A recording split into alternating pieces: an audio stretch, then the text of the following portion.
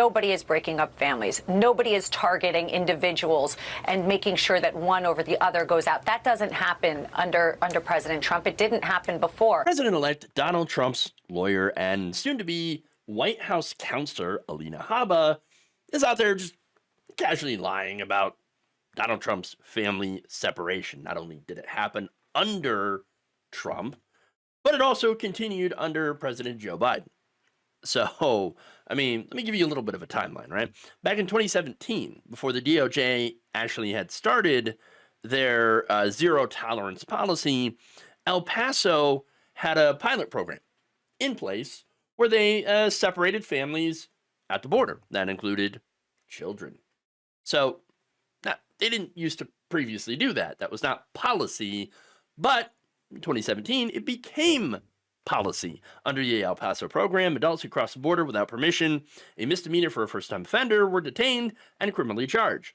No exceptions were made for parents arriving with young children.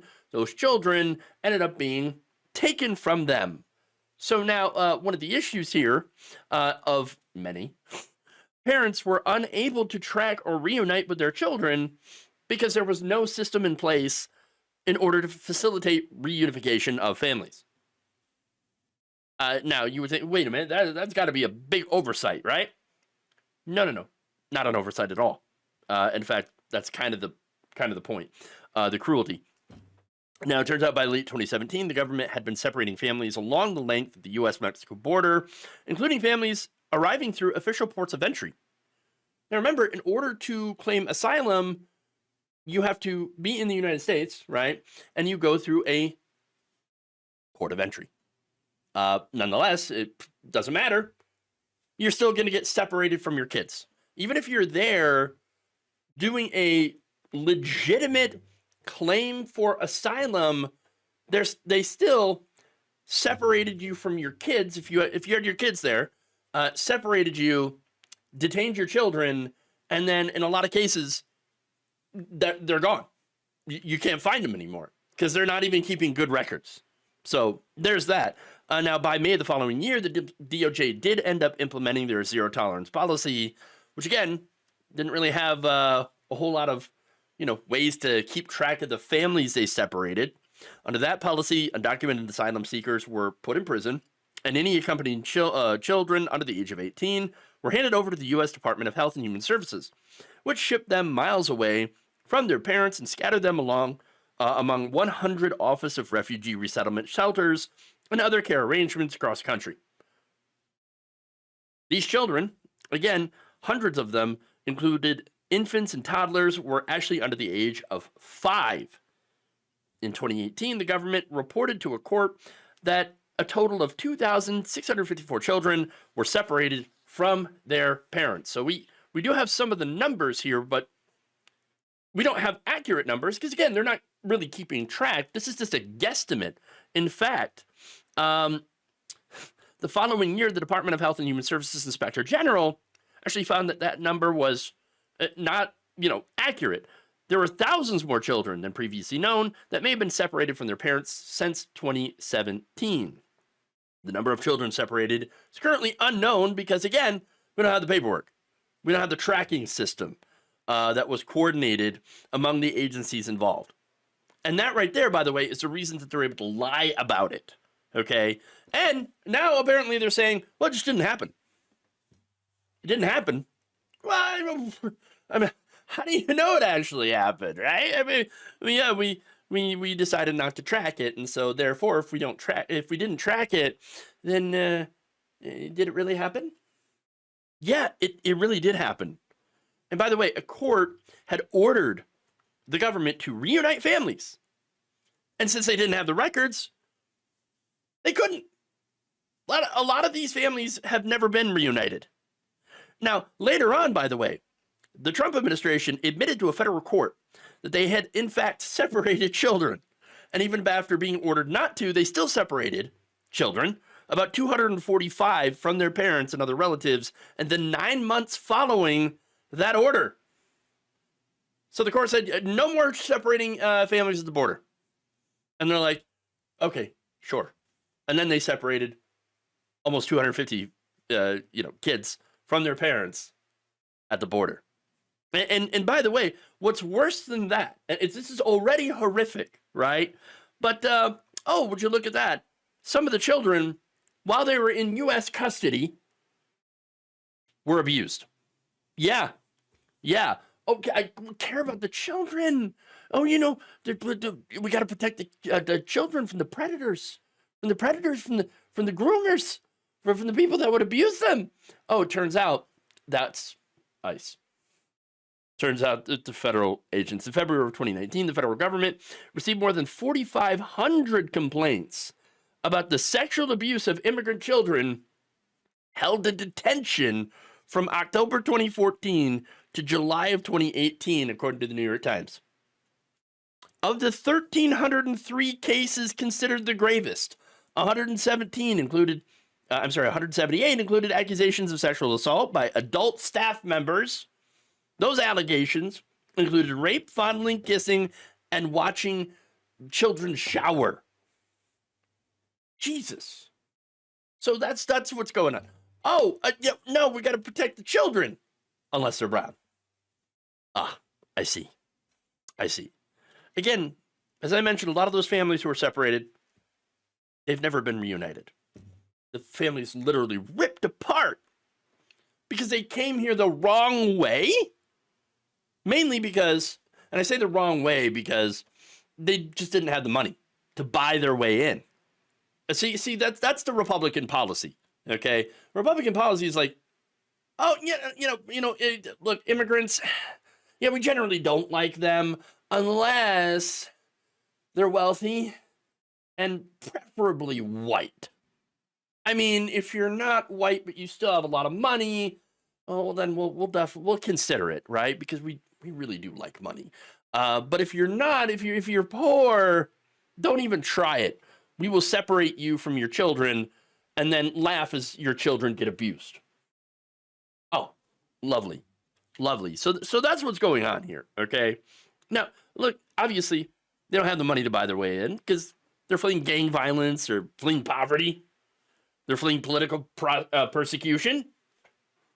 Or natural disasters where they may have had money, but they lost it due to a hurricane or some other natural disaster. Doesn't matter. And as I keep mentioning, the right-wing left have claimed that they care about children and that they care about children's mental health. Oh, really? Apparently, that's why you can't have critical race theory in schools. Because we care about the kids' mental health and well-being. Really? Well, it turns out research has found that forced parent-child separation and parental loss have adverse effects on child mental health and academic functioning. No kidding. Yes. It shouldn't take a study. It shouldn't take research to, figure out that, hey, if you rip families apart, you take kids from their parents, there's going to be a negative effect on the kids. Duh. No kidding. But no, apparently you've got to hammer that point home and point out their hypocrisy in the off chance that maybe you'll get through to somebody. All right. Although most likely you're not going to get through to anybody. Now, reports also show that children who have experienced parent deportation have been more prone to being diagnosed with PTSD. Oh, again, big surprise, right? Research also found that emerging research has indicated that parental detention and deportation increases risk for mental health problems such as severe psychological distress, anxiety, and depression. And another study suggested that enforcement of immigration laws poses serious health challenges and risks for lifelong mental illness in children. Not that anybody apparently cares. I mean, certainly the right wing, when it comes to, brown children, we don't care about them. Oh, no. Now, that said, I noted that President Biden also continued child separations, even though they technically got rid of that order in 2021. No matter. Still happening. According to a July report from earlier this year, 2024, from UCLA's Center for Immigration Law and Policy. Well, the Biden administration has taken steps to reunite children separated from their parents under Trump's zero tolerance policy. Customs and Border Protection still continues to separate families, most often spouses, pregnant women separated from their partners, and young adult children separated from their parents. Now, it would take an act of Congress likely to change Border Patrol policy, but instead of pushing for that, those changes, what did Biden do? He actually publicly pushed to be tougher on the border.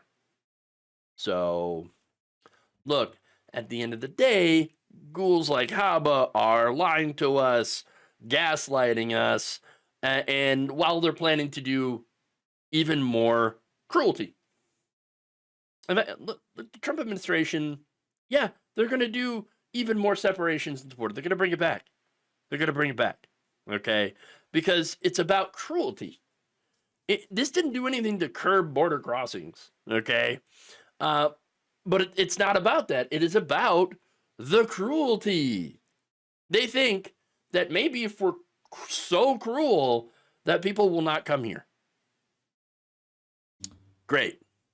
That's exactly what we want to do. Yeah.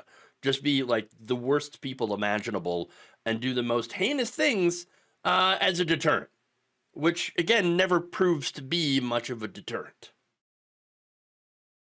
And look, they plan on displacing millions of immigrants, okay, along with this, okay? And not just like, oh, we're going to be, we're going to separate families, whatever. Then we're going to basically round people up into camps, prison camps, and then try to deport them. Now, there's some problems with that as well. Are they actually going to be able to send them to other places, to other countries? How will they even know where to send them? I mean, that's the first question, right? And then, if they figure that out, what makes you think the countries are going to take them back? I mean, seriously. What are you going to send busloads or plane loads of people back to Guatemala, for example? Well, what if the government refuses? Send them back to Venezuela, right? What if they refuse? What if they start shooting at the buses? What if they have to be escorted by U.S. troops? What are they going to start? You start shooting at the troops? What happens then? Right? Well, you're going to end up invading Guatemala? These other countries to force them to take back these refugees? What's going to happen?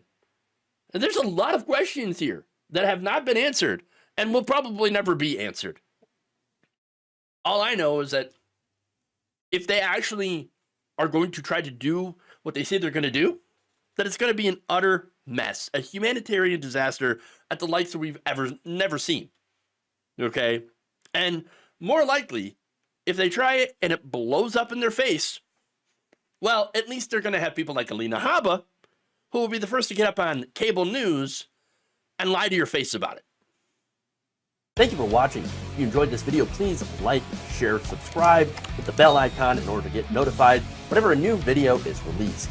And if you want to support independent, progressive media through this difficult time where it seems like everybody is shutting down, you can become a member on our YouTube page, you can become a subscriber on Facebook, or you can go to my Patreon. It's patreon.com/Jeff Waldorf. Thank you.